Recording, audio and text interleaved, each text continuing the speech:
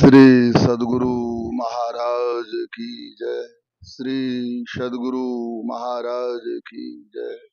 श्री सद्गुरु महाराज की जय। सौभाग्य से आज हम लोग आराध्य देव संत सद्गुरु महर्षि मही परमहंस जी महाराज की तपोस्थली, जो उनका निवास स्थान बड़ा ही पवित्र है, इस पवित्र भूमि पर आराध्य देव वर्षों निवास किए हैं और आराध्य देव के चरण रज की महिमा है, जो आज यह संसार में एक पावन तीर्थ के नाम से जाने जाते हैं, महर्षि मही आश्रम कुप्पा घाट भागलपुर। और आराध्य देव की लीला भूमि है। आराध्य देव यहाँ पर विविध तरह की लीलाएं की हैं, भक्तों को दर्शन दिए हैं, भक्तों का कल्याण किए हैं। और सौभाग्य से आज हम लोगों के बीच आराध्य देव की उस लीला में एक लीला पार्षद के रूप में हमारे पूज्यपाद स्वामी छोटेलाल बाबा, जिनको आप लोग जानते होंगे, लाल बाबा। और ये बड़े सरल, बड़े सहज, जैसे सहज और सरल हैं वैसे ही संत साहित्य के मर्मज्ञ विद्वान हैं। संत मत की जितनी भी साहित्य की रचना हुई है, इनमें इनका बड़ा सहयोग रहा है।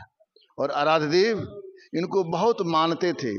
आराध्य देव जब टहलने के लिए चलते थे, ये लोग साथ में चलते थे और आराध्य देव की एक एक लीला को बहुत सुंदर और नजदीक से इन्होंने देखा है। और ये बड़े सौभाग्यशाली है। मैं तो कहूँगा हमारे पूज्य बाबा संत मत के वेद व्यास हैं। संत साहित्य की इन्होंने बहुत रचना की है और आज सौभाग्य से हम लोगों के बीच है। तो मैं चाहूँगा पूज्य बाबा से, जो गुरुदेव के बीच जो इन्होंने रहने का जो उनको सौभाग्य मिला है और जो कुछ लीला गुरु महाराज का इन्होंने देखा है, तो संस्मरण हम लोगों को कुछ सुनाएंगे, जिससे सब भक्तों को लाभ मिलेगा। श्री सद्गुरु महाराज की जय।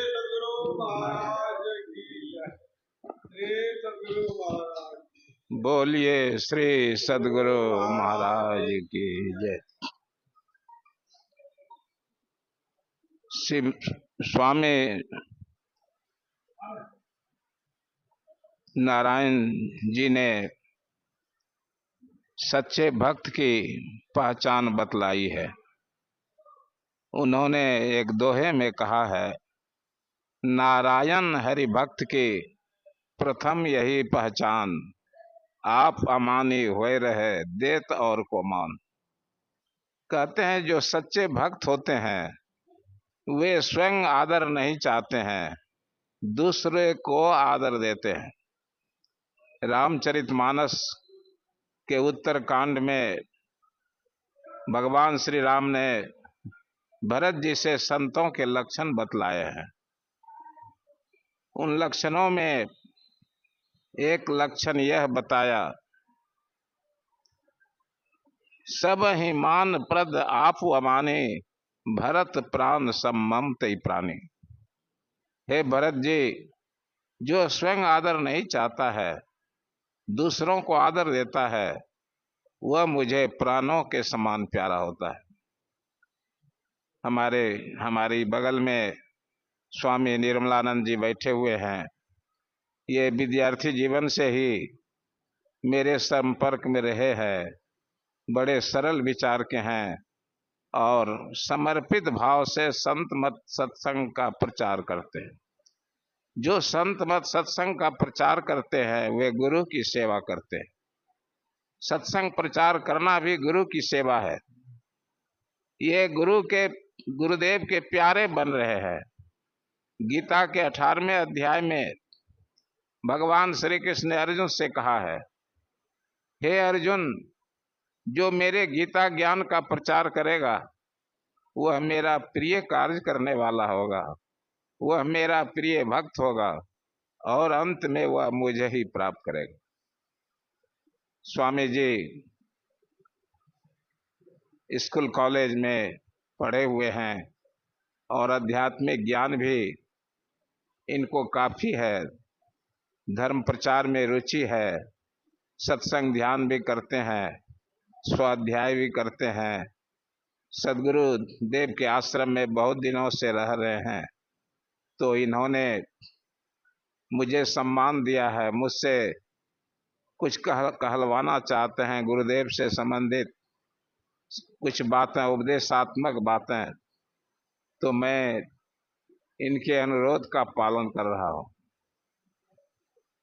एक दिन दोपहर में भोजन करके गुरुदेव के कमरे में गया। गुरुदेव अपनी चौकी पर लेटे हुए थे। मैंने उनके चरणों में प्रणाम किया। वे मुझे पहचान गए और पूछा कि मुझे जय नारायण मंडल की बहुत याद आ रही है। तो मैंने हाथ जोड़ते हुए उनसे कहा कि जय नारायण मंडल को मैं जानता हूँ। वे नौगछिया मंडल के हटगामा ग्राम के निवासी थे। वे कुछ दिनों तक आपकी सेवा में भी रहे थे। वे आपको याद कर रहे होंगे, इसलिए आप भी याद कर रहे हैं। भक्त याद करता है तो भगवान भी याद करते हैं।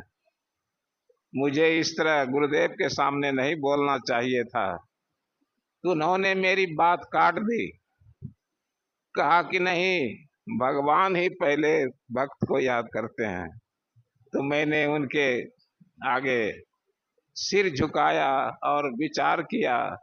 लगा कि गुरुदेव ठीक कह रहे हैं। भक्त संसार के माया मोह में पड़े रहते हैं। उन्हें अवकाश कहाँ है कि गुरु की ओर, भगवान की ओर ध्यान दें। भगवान याद करते हैं तभी भक्त भगवान की ओर उन्मुख होते हैं। तो मुझे उनकी वाणी अभी तक याद है और मुझे प्रेरणा मिली, ज्ञान हुआ कि गुरु के कृपा के बिना कोई अध्यात्म मार्ग पर नहीं चल सकता है। दूसरा संस्मरण सुनाता हूँ। आश्रम में एक महात्मा रह रहे थे। वे संत मत सत्संग के अनुयायी थे। एक दिन गुरुदेव से कहा उन्होंने, गुरुदेव मैं अपना गांव जा रहा हूं। गुरुदेव ने पूछा क्यों जा रहे हैं? तो कहा कि दशहरा है, घर जाऊंगा, दुर्गा सप्तशती का पाठ करूंगा। गुरुदेव ने कहा कि क्यों कीजिएगा दुर्गा सप्तशती का पाठ? तो सत्संगी ने कहा कि बाल बच्चे के कल्याण के लिए। वे सत्संगी गृहस्थ थे। गुरुदेव ने कहा, क्या आपके गुरुदेव आपके बाल बच्चे का कल्याण नहीं कर सकते हैं? यह सुनकर वह सत्संगी चुप हो गया। तो इस प्रसंग के द्वारा बहुत बड़ी शिक्षा मिली कि किसी भी भक्त को एक निष्ठ होना चाहिए, अनेक देवी देवताओं की पूजा नहीं करनी चाहिए, अपने इष्ट देव को पकड़ कर रहना चाहिए।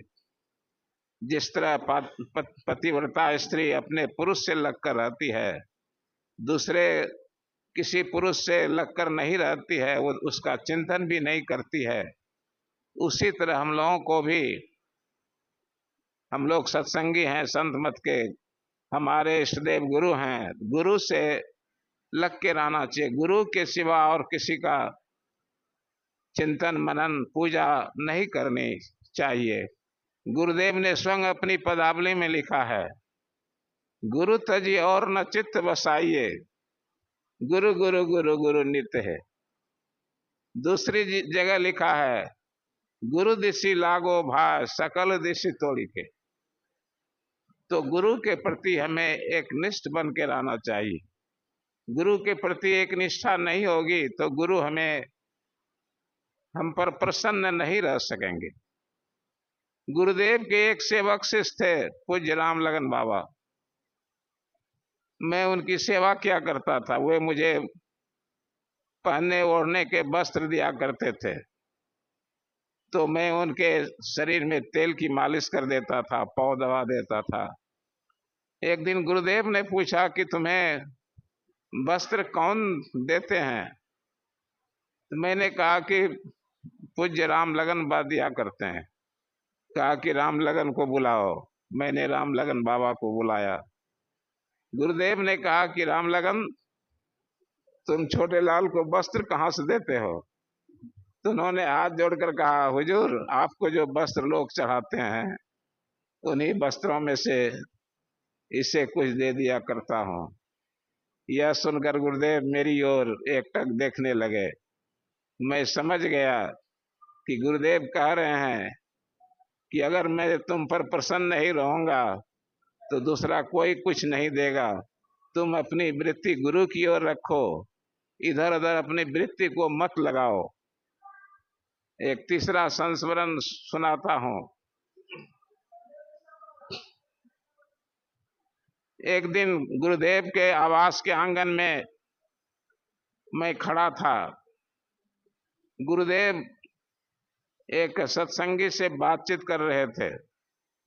वे सत्संगी थे श्री लक्ष्मी नारायण बाबू मोहद्दी नगर के। वे आश्रम के प्रकाशन मंत्री थे। गुरुदेव उनसे कुछ कहने जा रहे थे। मैं गुरुदेव से कुछ थोड़ी दूरी पर था।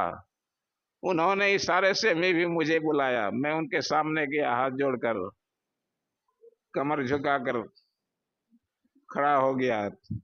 तो दोनों को संबोधित करते हुए उन्होंने कहा कि यदि नम्र बन जाओगे तो तुम्हारे सारे काम बन जाएंगे। यह उन्होंने मुझे बहुत बड़ी शिक्षा दी। नम्र व्यक्ति पर सब लोग खुश रहते हैं, ईश्वर, गुरु, समाज के लोग। जिस व्यक्ति पर सब लोग खुश रहें उनके काम के होने में कोई संदेह नहीं रहता है। जो अहंकारी होता है, उदंड होता है, वह ऊंचे नहीं चढ़ पाता है। अहंकारी व्यक्ति नीचे गिरता है, नम्र व्यक्ति ऊपर उठता है। नम्रता की शिक्षा बहुत बड़ी शिक्षा है। अपने से बड़े का कभी अपमान नहीं करना चाहिए। गुरुजनों का अपमान नहीं करना चाहिए। कोई कितना भी बड़ा हो, अगर गुरु का अपमान कर दे, साधु महात्माओं का अपमान कर दे, वह तुरंत अधपतित हो जाता है, उसकी उन्नति रुक जाती है। कोई साधु उदंड बन जाए, कठोर वचन बोला करे, शिष्ट भाषा ना बोले, तो वह आगे चलकर पतित हो जाएगा, भ्रष्ट हो जाएगा, संसारिकता उसमें आ जाएगी। तो गुरुदेव की बड़ी महिमा है।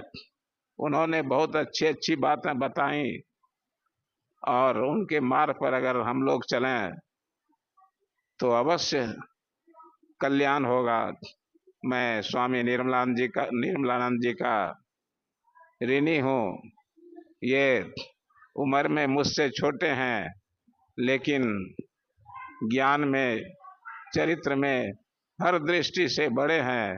इन्होंने मुझे कुछ कहने के लिए कहा, मुझसे अनुरोध किया, तो मैं आप लोगों को कुछ सुना दिया। मैं इन्हीं शब्दों के साथ अपनी वाणी को विराम देता हूँ और स्वामी जी को प्रणाम करता हूँ। बड़ा अच्छा कहा गया है। एक कवि ने बड़ा अच्छा कहा, बड़े बड़ाई ना करे, बड़े न बोले बोल, रहमन हीरा कब कहे, लाख टका मेरो मोल। जो घड़ा भरा रहता है उसमें आवाज नहीं होता है, और जो घड़ा खाली रहता है तो उसमें पानी जाने लगता तो बुद बुद बुद आवाज होते रहता है। तो हमारे पूज्य बाबा भरे हुए घड़े के सदृश हैं, और इनका ज्ञान बड़ा ऊंचा है, और इनकी विनम्रता जब हम लोग देखते हैं तो हम लोग को भी संकोच होने लगता है इनकी व्यवहार को देखकर।